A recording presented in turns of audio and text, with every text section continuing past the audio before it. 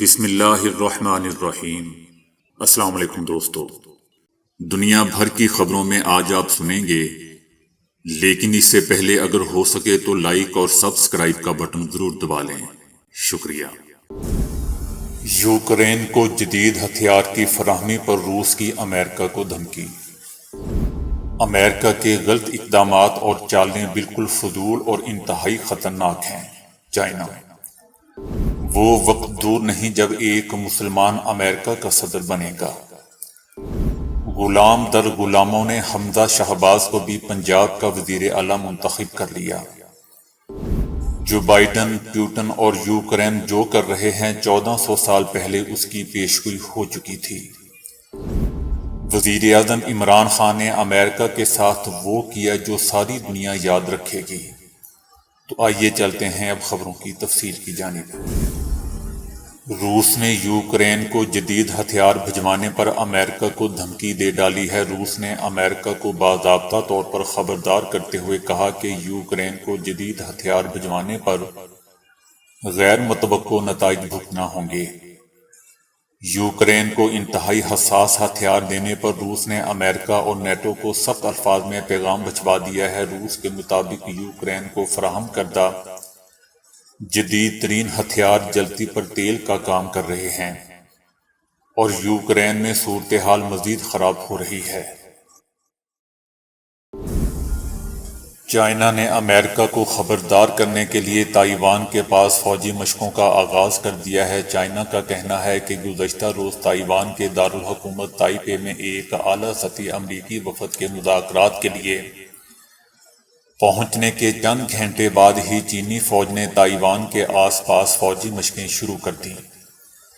چینی حکومت کا کہنا ہے کہ اس کی مشقیں امریکی حکومت کے بارہا غلط اقدامات کا جواب ہیں۔ چینی حکومت کا مزید کہنا ہے کہ امریکہ کے غلط اقدامات اور چالیں بالکل فضول اور انتہائی خطرناک ہیں۔ آگ سے کھیلنے والے خود اسی میں جل جائیں گے۔ 1949 کی جنگ کے بعد چائنا اور تائیوان الگ ہو گئے تھے، لیکن چائنا اس خود مختار جزیرے کی ملکیت پر اپنا دعویٰ کرتا ہے۔ تائیوان آنے والے 6 رکنی امریکی وفد نے کہا ہے کہ چائنا کی اشتعال انگیزی اور یوکرین جنگ میں روس کی حمایت نے امریکہ کو تائیوان کے ساتھ متحد کر دیا ہے۔ دوستو، یاد رہے کہ گزشتہ 2 ماہ میں یہ دوسرا اعلیٰ سطحی امریکی دورہ ہے۔ چینی حملے کے خدشات کے باعث تائیوان مسلسل ہائی الرٹ پر ہے۔ یہ بھی یاد رہے دوستو کہ امریکہ تائیوان کا سب سے بڑا غیر سرکاری اتحادی ہے اور اس نے حالیہ برسوں میں تائیوان کو اپنے ہتھیاروں کی فروخت میں اضافہ کیا ہے۔ امریکہ کے شہر ہیوسٹن کے میئر سلویسٹر نے کہا ہے کہ امریکہ ایک مختلف تہذیبوں کا مجموعہ ہے جس میں مسلمانوں کا کلیدی کردار دیکھتے ہوئے میں کہہ سکتا ہوں کہ وہ وقت دور نہیں جب امریکہ کا صدر ایک مسلمان ہوگا۔ میئر نے مسلمان شہریوں کے لیے بڑے افطار کا اختتام کیا جس میں بڑی تعداد میں مسلمانوں نے شرکت کی، جبکہ مختلف سفارتکار، منتخب نمائندے اور دیگر مہمان بھی موجود تھے۔ افطار ڈنر سے خطاب کرتے ہوئے میئر نے امریکہ میں مسلمانوں کے کردار کو سراہتے ہوئے کہا کہ امریکہ کا کوئی بھی شہر مسلمانوں کی نمائندگی کے بغیر عظیم شہر قرار نہیں دیا جا سکتا۔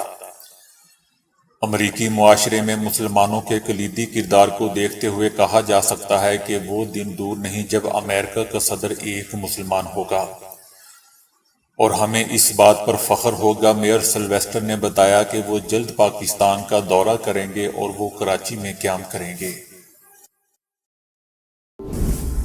غلام در غلاموں نے پہلے شہباز شریف کو وزیر اعظم منتخب کیا اور حمزہ شہباز کو بھی پنجاب کا وزیر اعلیٰ اب منتخب کر لیا ہے۔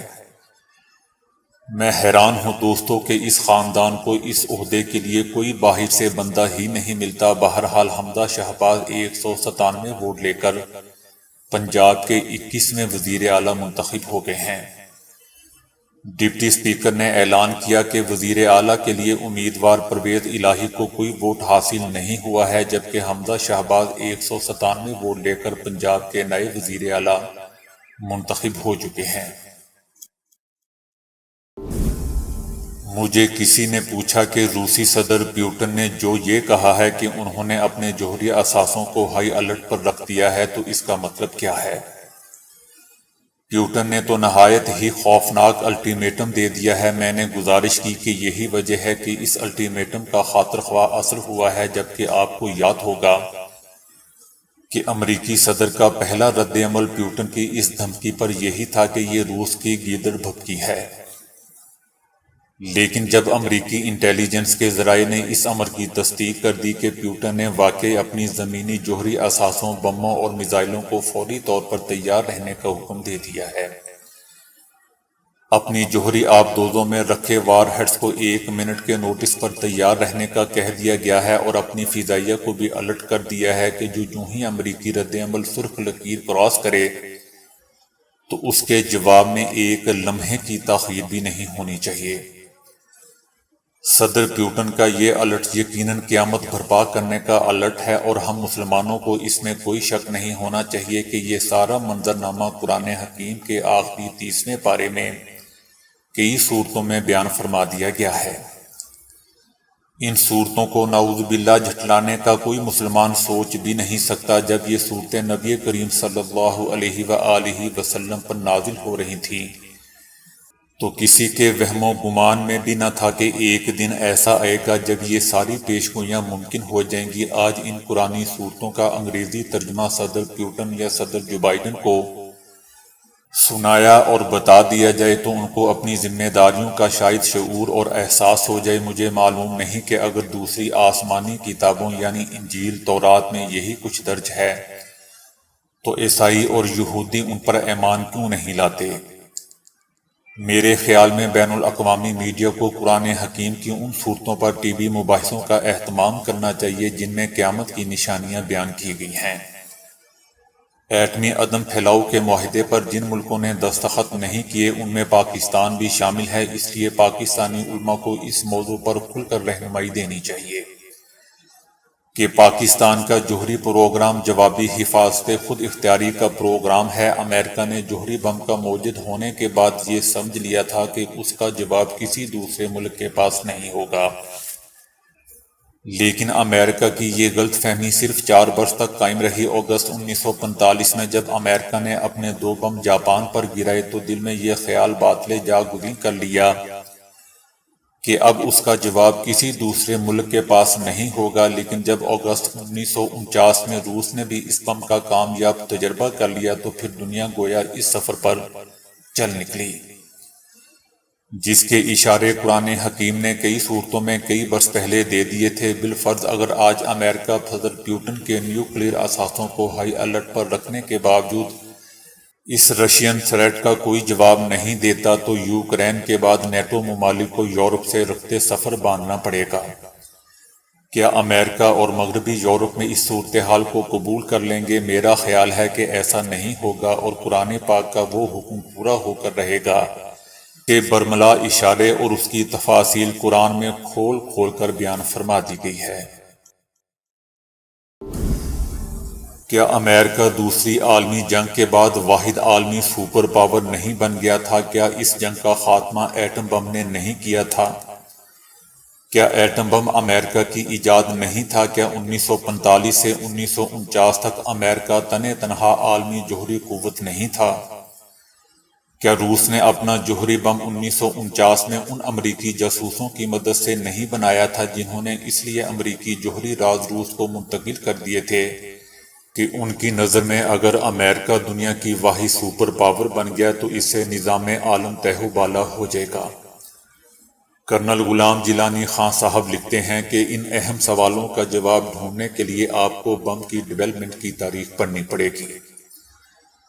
امریکہ نے اس کے بعد برطانیہ اور فرانس کو یہ نیوکلیئر ٹیکنالوجی فراہم کر دی تھی تاکہ روسی جوہری قوت کے مقابلے میں جوہری توازن کو درہم برہم کیا جا سکے۔ فرانس پر تو مئی 1940 میں ہٹلر نے قبضہ کر لیا تھا جو 1945 تک برقرار رہا، لیکن اس کے بعد ہٹلر نے ایسی غلطیاں کی جس کا خمیازہ اسے بالآخر بھگتنا پڑا۔ یہی وجہ تھی کہ مئی 1945 میں جب یورپ میں عالمی جنگ کا خاتمہ ہوا تو برطانیہ کو اپنی فوجی بساط پوری دنیا سے لپیٹنی پڑی، اور وہ برطانیہ عظمیٰ جو ستمبر 1939 میں دنیا کی واحد سپر پاور تھا، 6 سال بعد سمٹ کر صرف انگلینڈ تک محدود ہو گیا۔ اگر جرمنی کا ہٹلر برطانیہ کی فوجی قوت کی کمر نہ توڑتا تو برطانیہ اگست 1947 میں بر صغیر سے کبھی نہ نکلتا۔ پاکستان اور بھارت دو آزاد ممالک اس لیے وجود میں آئے کہ برطانیہ میں ان کو سنبھالنے اور ان پر حکم چلانے کی سخت باقی نہیں رہی تھی۔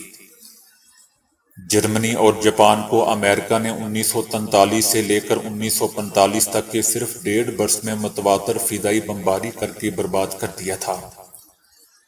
جاپان کو گھٹنے ٹیکنے پر مجبور کر دیا، اور اس سے چند ماہ پہلے امریکہ نے مغرب کی سمت سے اور روس نے مشرق کی طرف سے برلن پر یرغمال کر کے جرمنی کی اینٹ سے اینٹ بجا دی، اور ہٹلر کو خودکشی کرنی پڑی۔ اس 6 سالہ دوسری عالمی جنگ میں صرف اور صرف امریکہ اور کینیڈا دو ایسے ممالک تھے جن کی سرزمین پر کسی دشمن نے حملہ نہیں کیا۔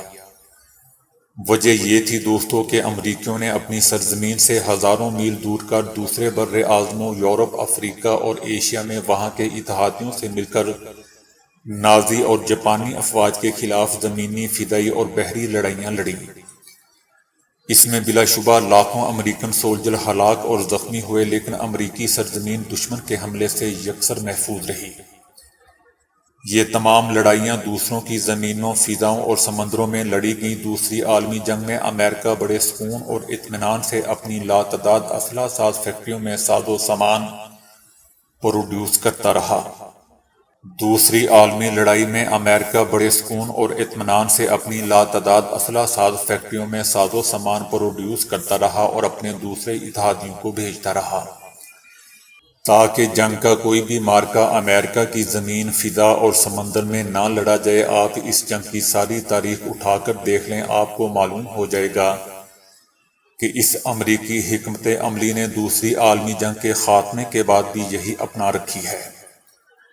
تاریخ عالم میں دنیا کا کوئی ایسا دوسرا ملک نہیں ہے کہ جس نے اپنی سرزمین، اپنی فضاؤں اور سمندروں میں دشمن کو پر مارنے کی اجازت بھی نہ دی ہو، اور پھر بھی دنیا کی واحد سپر پاور بن گیا ہو۔ اگر کوئی دوسرا ملک ہے تو وہ ریاست مدینہ ہے، جس نے اپنے دور کی دو عالمی قوتوں کیسرو اور کسرا پر تسلط حاصل کیا اور اپنے دارالخلافہ پر کسی دشمن کی میلی آنکھ بھی پڑنے نہ دی۔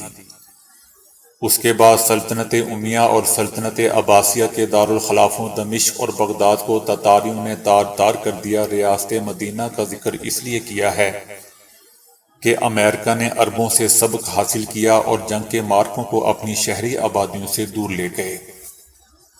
امریکہ کا سورج اگرچہ آج اپنی ٹیکنالوجی کے سہارے عروج پر ہے، تاہم ہر سورج اپنے عروج پر پہنچ کر ڈھل جاتا ہے۔ امریکی سورج کا ڈھلنا بھی ٹھہر چکا ہے۔ آج امریکہ اپنے پیچھے ایک ایسی تاریخ رکھتا ہے جو جنگی مارکوں کو اپنے وطن کی خاک سے دور رکھتی رہی ہے۔ درجنوں ملکوں کی رجیم بدلتی رہی ہے، نصف درجن ایسے ملکوں کا تقریباً صفایا کر چکی ہے جن کے پاس غیر ملکی اسلحہ جات بھی تھے، اور ان ملکوں کے اپنے سرمایے کے انبار بھی تھے۔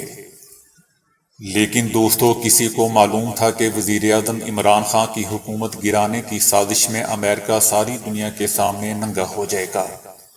وزیراعظم عمران خان کا دورہ روس اور اسی روز روس کا یوکرین پر حملہ لاکھ امریکہ اور یورپ کو ناگوار گزرا ہو، لیکن وہ امریکہ جو دنیا کی واحد سپریم ملٹری قوت کہلاتا ہے، آخر کیوں اتنا عاجز آ گیا ہے کہ یوکرین کی تباہی اپنی آنکھوں سے دیکھ کر بھی روس کے مقابل آنے کی تاب نہیں رکھتا؟ پاکستان کے حق میں بیان دے کر روس نے امریکہ کو خبردار کر دیا ہے کہ روس، چائنا، پاکستان کو نہ چھیڑو۔ خدا نہ کرے اگر امریکہ کل کلاں اپنا ڈرون بھیج کر وزیر اعظم عمران خان کو ٹھکانے لگانے کی کوشش کرتا ہے تو ایسے ڈرون روس اور چائنا کے پاس بھی ہیں۔ اگر ان دونوں نے پاکستان کا ساتھ دینا ہے تو ڈرون دھمکی کی جوابی دھمکی زیادہ دور نہیں ہوگی۔ چائنا اگرچہ فی الحال چپ ہے اور اس نے عدم اعتماد والے ایشو کو اگرچہ بین الاقوامی سفارتی زبان میں ٹچ ضرور کیا ہے، لیکن کھل کر سامنے نہیں آیا۔ اگر امریکہ کل کو بلوچستان پر بالواسطہ دخل اندازی کرتا ہے تو گوادر اور سی پیک دونوں خطرے میں پڑ جائیں گے۔ ایسے میں چائنا کو یا تو لداخ کے راستے سری نگر کا رخ کرنا پڑے گا یا روس کو ایشیائی ریاستوں کی راہ سے دریائے آمو کو ایک بار پھر عبور کر کے کابل کی بجائے پشاور آنا پڑے گا، جو کہ سپر پاورز کا ایک نقطے پر جمع ہو جانا بہت ہی خطرناک ہوگا۔ دوستو، اللہ کی تعریف کون کر سکتا ہے؟ اللہ اپنی تعریف خود کر رہا ہے۔ اللہ کہتا ہے کہ سمندر کو سیاہی بنا دوں، 7 سمندر بھی سیاہی بن جائیں، ساری دنیا کے درخت لے کر قلم بنا دیے جائیں، انسان اور جنات لکھنے بیٹھ جائیں، فرشتے بھی آ کے لکھنا شروع کر دیں، تو اللہ تعالیٰ فرماتے ہیں کہ سمندر خشک ہو جائیں گے، قلم ٹوٹ جائیں گے، میری تعریف ختم نہیں ہوگی۔ اتنے قلم اور سیاہی اور لے آئیں تو بھی میری تعریف لکھتے لکھتے یہ بھی ختم ہو جائیں گے۔ دوستو، اللہ وہ ذات ہے جسے سارا جہاں پکارے، پہلے پکاریں، پچھلے پکاریں، انسان پکاریں، جنات پکاریں، زندہ پکاریں، مردہ پکاریں، تر پکاریں، خشک پکاریں، چھوٹے پکاریں، بڑے پکاریں، مرد پکاریں، عورتیں پکاریں۔ لیکن اللہ یہ نہیں کہے گا کہ صرف عربی میں ہی پکارو، اللہ کہے گا کہ پشتو میں پکارو، اردو میں پکارو، ہندی میں پکارو، پنجابی میں پکارو، سندھی میں پکارو، بلوچی بروہی میں پکارو، انگریزی، فرانسیسی، لاطینی میں پکارو، کائنات کی ساری زبانوں میں اپنے رب کو پکارو۔ میں تمہارا وہ رب ہے جو تمہیں سنے گا بھی اور تمہیں سمجھے گا بھی۔ تم بے شک مجھے سب اکٹھے ہو کر بھی پکارو گے تو میں ایک ایک کو سنوں گا۔ اللہ فرماتے ہیں کہ ایک کا سننا مجھے دوسرے سے غافل نہیں کرتا، ایک کو سنتے ہوئے دوسرے کو بھولتا نہیں ہوں، ایک کو دیتے ہوئے دوسرے کو یہ نہیں کہتا کہ ذرا انتظار کرو، خزانہ خالی ہے، اب تم کل آنا، تمہیں کل دیا جائے گا۔ ایسی زبردست شان والے اللہ کی نہ ماننا، ان کی نافرمانی کرنا، اس میں ہماری ہی ہلاکت ہے، ہمارا ہی نقصان ہے۔ اور اللہ کا نبی کہہ رہا ہے کہ کل حساب ہونے والا ہے، ذرا سنبھل جاؤ۔ خانہ کعبہ دنیا میں وہ مقدس ترین مقام ہے جہاں امت مسلمہ کا ہر فرد جانے کی خواہش رکھتا ہے۔ دنیا بھر سے عازمین حج اور عمرہ کی سعادت حاصل کرنے خانہ کعبہ کا رخ کرتے ہیں۔ وہیں حرمین شریفین میں چند ایسے خوش قسمت لوگ بھی موجود ہیں جو کئی سالوں سے اپنے فرائض انجام دے رہے ہیں اور جنہیں دن رات ہر وقت خانہ کعبہ کی زیارت نصیب ہوتی ہے۔ انہی میں سے ایک پاکستانی شخص احمد خان بھی شامل ہے، جن کا تعلق پاکستان کے علاقے منڈی بہاؤالدین سے ہے، جن کی عمر 61 سال ہے۔ وہ گزشتہ 40 سالوں سے حرم شریف میں صفائی ستھرائی کے کام پر مامور ہیں اور اپنے فرائض بخوبی انجام دے رہے ہیں۔ احمد خان 1983 میں 23 سال کی عمر میں جب سعودی عرب گئے تو انہوں نے کبھی نہیں سوچا تھا کہ وہ زندگی کے آئندہ 40 سال مکہ مکرمہ میں گزاریں گے اور خانہ کعبہ کی صفائی ستھرائی کا کام کریں گے۔ احمد خان نے بتایا کہ جب وہ سعودی عرب آ رہے تھے تب انہوں نے اپنے والدین سے وعدہ کیا تھا کہ وہ بہت جلد پاکستان واپس آ جائیں گے، تاہم حرم شریف کی خدمت میں وہ ایسے مصروف ہوئے کہ دوبارہ وطن واپس نہیں جا سکے۔ خوش قسمت احمد خان کا کہنا تھا کہ میں 40 سال سے خانہ کعبہ کی صفائی ستھرائی کے کام پر مامور ہوں اور یہاں وہ نماز کی ادائیگی بھی کر رہے ہیں۔ انہوں نے کہا کہ اللہ نے مجھے اسی کام کے لیے منتخب کیا تھا جس پر اپنے رب کا دل سے شکر گزار ہوں۔ احمد خان اب حرم شریف میں صفائی ستھرائی کے شعبے کے سپروائزر ہیں۔ ان کا کہنا ہے کہ یہاں مجھے اپنے گھر جیسا لگتا ہے اور میں نے خود کو کبھی یہاں اجنبی محسوس نہیں کیا۔ تو دوستو، ابھی کے لیے اتنا ہی۔ ویڈیو کو لائک اور شیئر کرنے کا بہت بہت شکریہ۔